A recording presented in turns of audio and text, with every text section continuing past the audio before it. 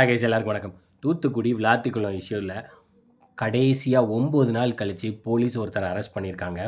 அவன் யார் அப்படின்னு பார்த்தீங்கன்னா, ஆல்ரெடி 60 வயசு பாட்டியை கெடுத்துட்டு ஜெயிலுக்கு போய் இப்போ ஜாமீனில் வெளியே வந்திருக்காங்க.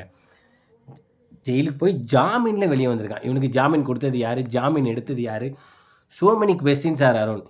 இந்த மாதிரி ஆட்களுக்கு என்ன மாதிரி தண்டனை கொடுக்கலாம் அப்படின்னு இப்போ ஏன்னா விளாத்திக்குளம் மக்கள் அந்த பொண்ணோட பாடியை வாங்க மாட்டோன்னு 9 நாள் போராடினாங்க. யாருமே வாங்கலை, டோட்டலாக போராடிக்கிட்டு இருக்காங்க.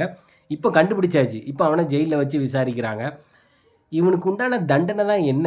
திருப்பியும் அவன் போய் உள்ளே உட்காந்து கொஞ்ச நாள் இருந்துட்டு அப்புறம் ஒரு 4 மாதமோ 5 மாதமோ 1 வருஷம் கழித்து திருப்பி ஜாமீனில் வெளியே வருவானா?